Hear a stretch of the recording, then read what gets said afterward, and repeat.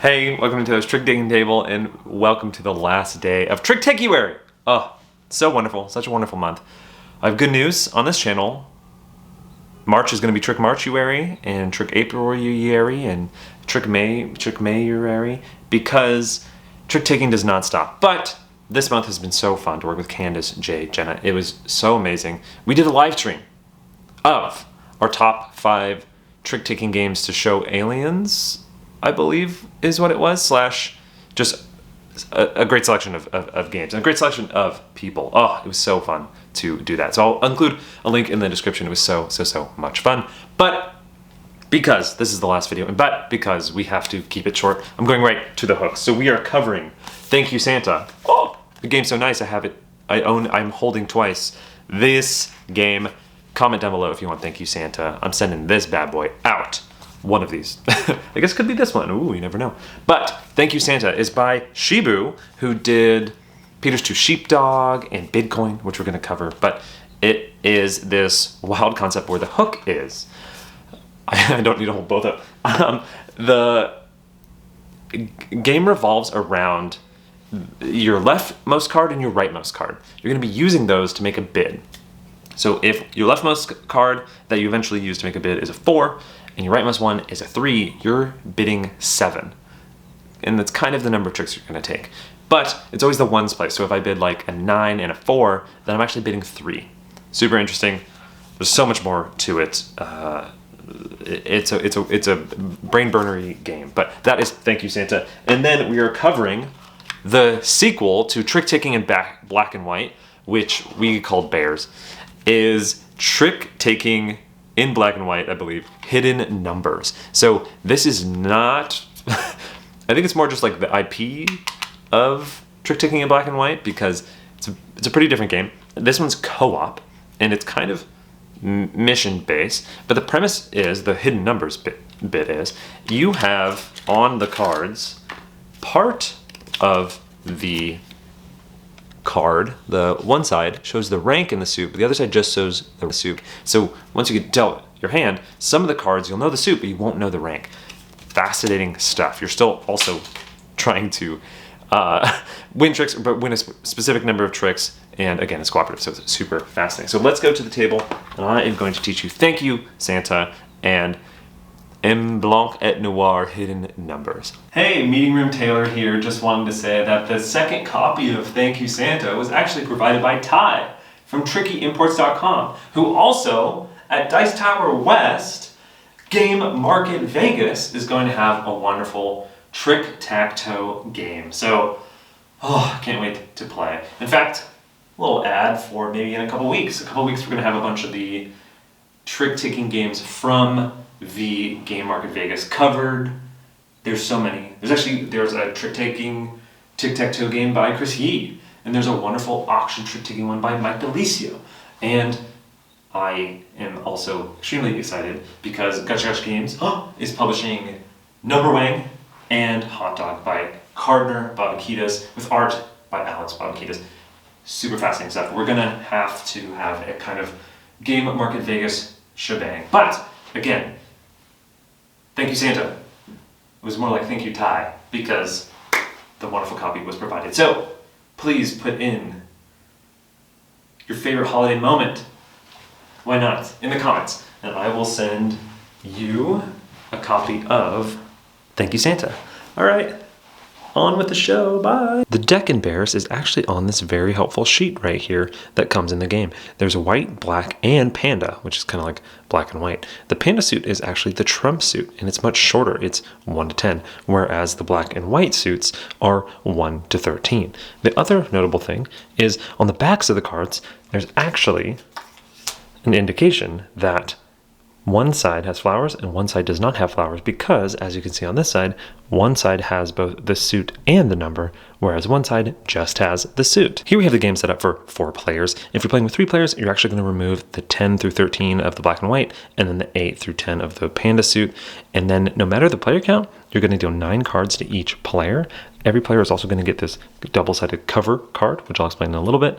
Over here, you're going to set up the mission structure and the lives. So players are going to start with 2 lives, and then you're going to have a stack and you're going to actually have it on either the 4-player side or the 3-player side, depending on what player count you have. And you're going to order it. You're going to have 2 stacks, and it's going to be 1 all the way down to 4 stars each of the stacks. So there's 8 missions here. And you're going to set that up like that. With all the cards laid out, players are now going to configure their hand. So like I said at the top, players will be setting up their hand to have some numbers not visible to them. So players are dealt cards where the flower is where the number is, but the kind of just leaf is where the no number, just the suit is. So players are going to take 3 of them, and it could be, any random 3 or, whatever 3 that they have, and they're going to flip it so that 3 of the sides are the leaf and 6 of them are the flower. And then they're going to take their cover card, put it at the bottom, and now they're set up so when they flip their hand, as you can see here, 3 of the numbers are hidden. And what this card here is for situations like this where the topmost card is showing one of the numbers. And it could have just been like, it helps to show in that example here because it's like that. But let's say it looked like this. Well, I could technically move this because this is covering that one, but once I play that, this will be open. So this always stays in your hand. So once you play cards, it'll still cover any possible numbers that need to be hidden. The great thing is you only have 3 hidden numbers. And so what we do when we play is after you've played those 3 hidden numbers, players will actually put this down as a showing to the other players that they actually know everything about their hand. So pulling that back up, players will all do that and cover up their thing. And so the goal of the game is at the end of the 9 tricks, players have to have exactly this setup here. So as you can see, these 4 boxes, those represent the 4 players, and each of the players has to hit that number of tricks exactly. So to successfully complete this leftmost card here, 1 player would win 3 tricks, while 3 of the other players would have to win 2 tricks exactly. And then this one over here, it would be satisfied if any one player took 1 trick, another took 2, and then the other ones took 3 each. And when that happens, players will score that, shuffle, redeal, and then they'll keep playing, and then they can do either of those 2. And it kind of just gets harder as it goes, as you can see. If players ever mess up, they're going to lose 1 of their lives. This starts on the 2 life side. If they lose a life, it goes to the 1 life side. If they lose another one, this goes away. And if they lose another one when there's nothing there, that would end the game. And so at the very end, players count up how many missions they did, and they're going to check on the back of the rule book how well they did. So as you can see here, it says results announcement, if it will focus. But essentially, as you can see, 0 to 1 is the level of a weak mouse, but it goes all the way up to winning every single mission, and that is that's 20 perfect points, and that would be the level of the legendary king of the bears. Jumping to the gameplay and the first round, how that's actually decided, the first leader to the first trick, is just by players discussing. So someone could nominate themselves or suggest someone else go, or you can have a little bit of a discussion or rock, paper, scissors or whatever. But let's say that everyone decided that this little guy here, this little porcupine here, decided to lead. And so they maybe led with this black card, and they didn't actually know what rank it was. And you can tell that because of the orientation by the player played. If on the left side there's no numbers, then you know this person played kind of invisible, or they could just say that. But it is a must-follow game. So coming over to the biggest of the porcupine, they would have to play a black card if they can, and they definitely can. What's cool is, they're looking at their hand and they know that's a 9, so that is higher and they could be winning it, but then maybe they just want more information. So they're actually going to they're actually going to follow suit with this one. And ooh, that was a big one. So coming to this player here, same thing. Maybe they just want to play this 5. These cards are very sticky. And then coming to this final player here, maybe they just play low. And so highest of the lead suit would win. If there is a panda card in there, that is trump, and then the highest panda would win. But this player would just take this trick and then lead to the next trick. And flow like that is going to continue for those 9 tricks. And so let's say near the end, this player took 2, this player took 2, this player took 3, and then this last player over here took 2. And the great thing is you don't have to declare which one you were going for. As long as at the very end you satisfy one of them, you would win. So this would be a win. Players would take this off. They would have 1 point toward that goal. And then now they can try to satisfy either that 2 or that 1. And they get harder. So as you can see, the first ones are kind of middling where a lot of people get tricks, but as you can see later, like this, 4-star one is one player gets nothing, one player gets 6, and then 2 other players get 1 and 2.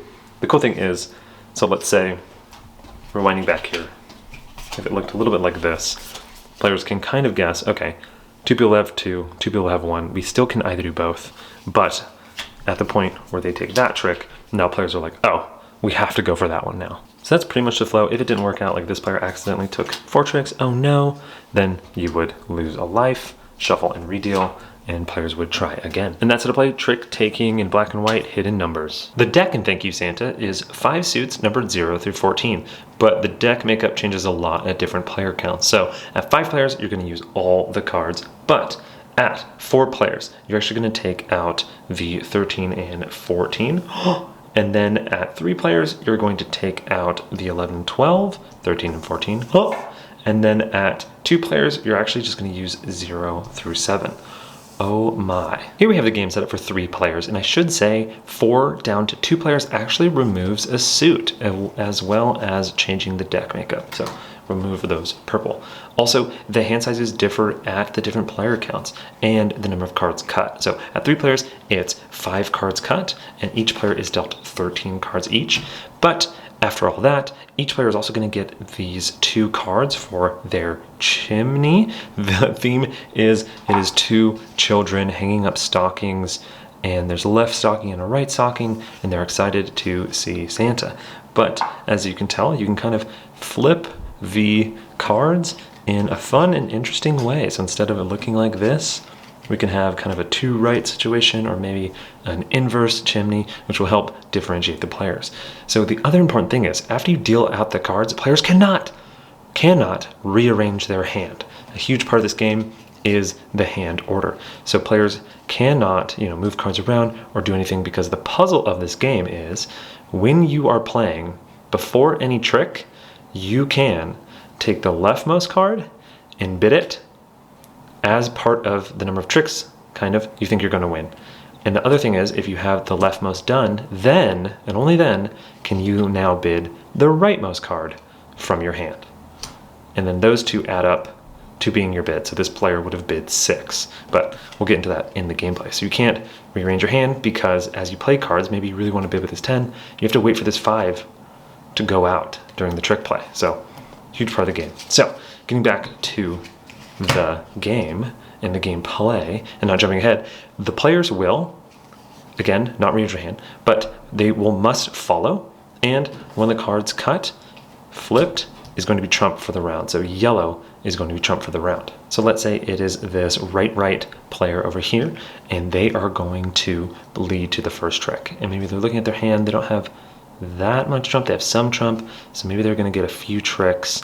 They are going to just lead with this 0 here.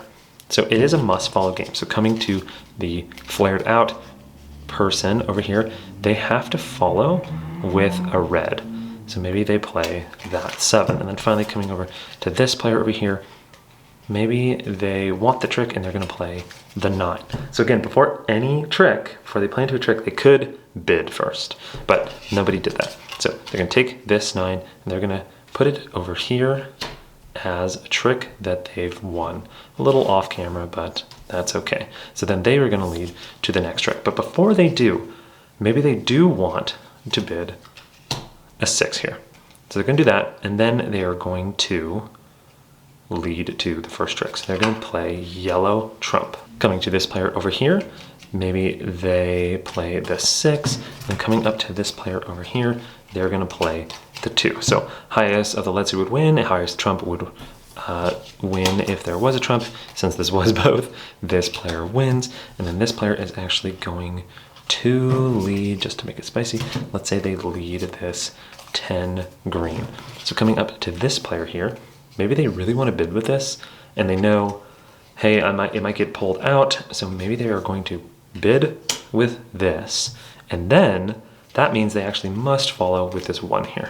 So that's going to go into the trick, and then this player over here is going to play the 7 and not bid at all.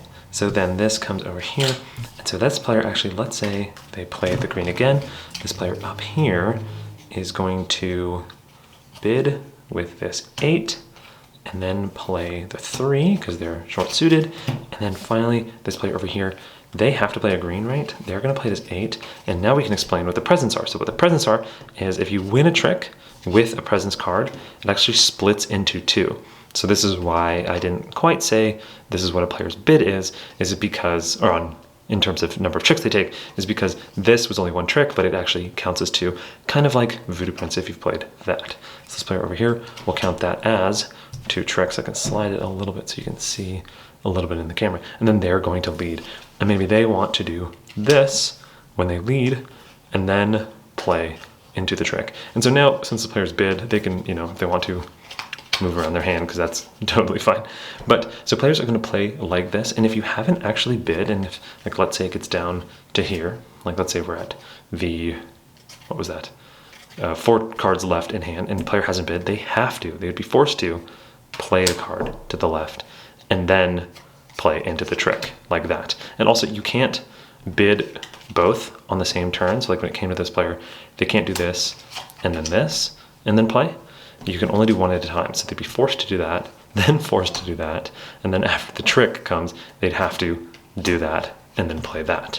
So definitely want to bid early, even though it is bid as you go. If you get forced in the end, it is no fun. Jumping ahead to an example of endgame scoring. So players are going to add up the 2 numbers that they picked to be their left and their right sock on the chimney, and they're going to look at the ones spot of that, and that needs to be the number of cards they have in front of them, either from a trick or if they have 2 cards in front of them for a trick that was won with a present. So as you can see over here, this player has a 7 and an 8. Added together is 15. They have 3 over here. They won 3 tricks, so they sadly did not hit their bid. In fact, they are going to lose points. So if you're off your bid by 1, like let's say they took 4, they're going to get 0 points. If you're off your bid by 2, you're going to get minus points for the leftmost number. Oof, so minus 7. And if you're off by 3 or more, oh man, you are going to lose both those combined. So this player really did not do very well. But let's say they actually hit their bid. Yay! They got 5, and they bid 5, right? Whereas this player up here, they bid 3, and this player over here bid 8. But this player over here bid 5 and got 5. You're going to get your leftmost as positive points. That's 7. Amazing. If you hit your bid and both suits are the same, like as you can see up here, if this player, well, they got 1, but let's say they got 3, right? If they got 3, you actually get, in addition to your leftmost, you get to also score your rightmost. So this player got 13 points. Absolutely wild. This player over here, if they would have done that with all theirs, if they would have gotten 8, they would have gotten 8 points. But sadly, they got 3, so they were off by a bunch, so they actually lost 8 points. The last thing you can do, and this is at the very start of the round, after looking at your hand, if you feel like, you want to shoot for it, you can go for not taking any tricks. And you can take any 2 cards in your hand and put them face down on your chimney, and then you have to take no tricks at all. If you take 1 trick at all, you didn't get it. You missed it. You did not get your bid. But if you do take 0 tricks and you bid 0, you're going to get points determined, or depending on the round number. So the first round, you're going to get 20 points. Second round, 30 points. And third round, 40 whole points for hitting a null bid. If you bid 0 and took 1 trick, you're going to get 0 points. If you bid 0 and took 2 tricks, that's minus 10. 3 tricks, minus 20. It's just bad. Don't do that. So that'd be scoring for 1 round. You're going to play 3 total rounds with, shuffling and redealing, cutting 5, flipping a new trump, and you're going to do that again 3 times. And then whoever has the most points at the end wins. And that's how to play. Thank you, Santa. So that is trick taking in black and white hidden numbers, and thank you, Santa. A wild, wild set of games here. And so let's just cover them as fast as possible. Thank you, Santa. Wow, very brain burnery, very much a how can I make this work game, but when you pull it off, it feels amazing. I think there's really clever things you can do in this game, really fun bidding, crazy planning, the amount of mental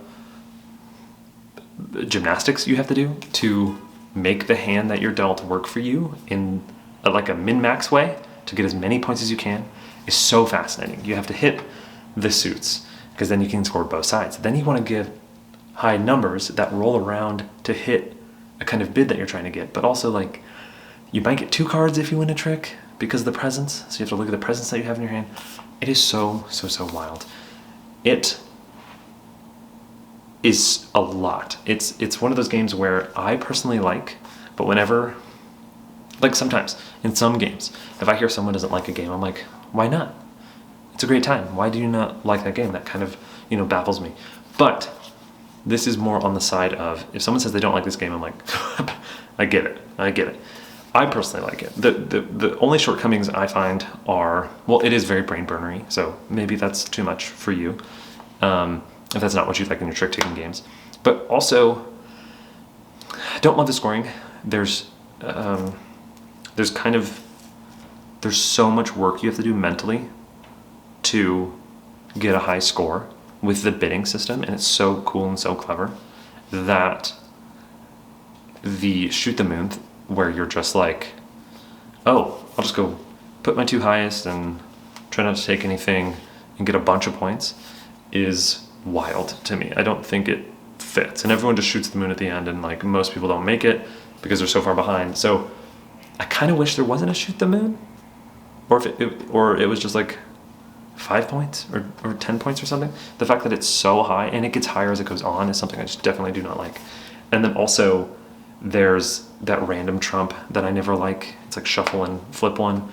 It's always hard for me to remember. I think it's a huge pet peeve when games do that. Just pick a trump suit. It's really not a big deal. I otherwise really like this game, but I understand a lot of people might not, because it's very brain burnery, very tough to pull off. A lot of negative scores in this one. A lot of times someone will just lead something that you were really banking on using as a bid card, and it just pulls it out. So there's a lot of schadenfreude. But schadenfreude, the feeling, not the game. Probably shouldn't use that phrase in a trick-taking review. But I personally like it. A lot of laughs. But it's a weird Venn diagram of very thinky people, but also very okay with getting messed over by someone's lead type people. So it's like, it could be comically light sometimes, but very mathy the other time. So that's Thank You Santa. It somehow has hit my brain perfectly. It's like playing a silly game on a TI 83 calculator. It's like I'm doing something mathy and nerdy, but I'm being goofy while I'm doing it. Fascinating stuff. Really dig it. That is Thank You Santa. Bears. Co-op bears. Or trick-taking a Blanc and Noir. Hidden numbers. This game is fascinating. One thing about the production, I do like the box size, but geez Louisa, the cards are so bad. Oh, I don't know why this always happens, but the cards were so bad that we played like one hand and someone was like, I can't do this. And like, we all sat there and sleeved the whole game to be able to play it. And then it didn't fit in the box. What are you gonna do? But yeah, components gone. Really fascinating concept. I think it's a cool idea, and I do think it works well.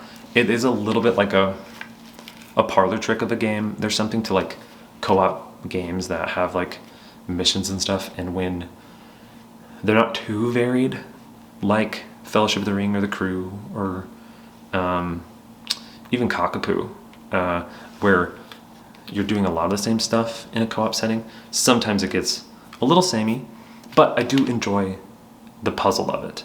There's something cool to the min-max of like, oh, do I play something that's blank in my hand that I don't know just so I get more information? But that could really mess up the entire flow.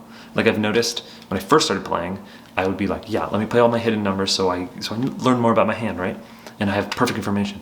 But that is like, oh, I'm playing the hidden numbers early and kind of messing up the flow and like accidentally taking tricks or accidentally sloughing tricks when I should have just like kind of found out what we are trying to go for. And I should have like maybe declared myself as someone who's taking a lot of tricks or no tricks. But the fact that I'm playing randomly means I'm playing randomly, right? And so we're all like not hitting a goal. So it's cool to actually like have that realization and be like, oh, there's a really clever tempo to when I should use my hidden numbers. So really cool stuff. I think I like that the missions are so simple. It's just hit a certain number. I've never done really well in the game, which is a sign of a good co-op. It's hard.